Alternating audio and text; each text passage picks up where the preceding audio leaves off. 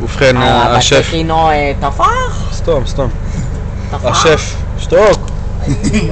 השף בן רצון הכין לנו קרם ביסקוויט על מסע של נייר טואלט. נכון. בליווי קרם סמוכתה. אוקיי.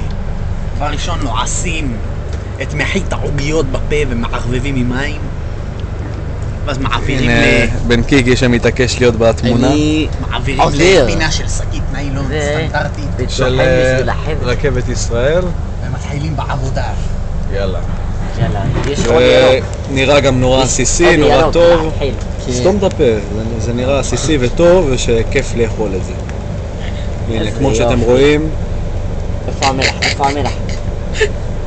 זה לא שיש לזה איזה לוק של קקי או משהו כזה, זה דבר שנורא כיף לאכול, נורא פריך וטעים. אז אתם מוזמנים לעשות את זה בבית ויאללה. בתיאבון. תיאבון הוא אומר.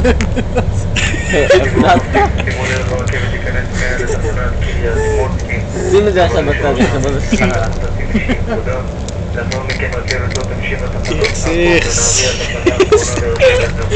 לרכבת זו כאילו יש עוד רכבת שלוקחת אותך ללבנון.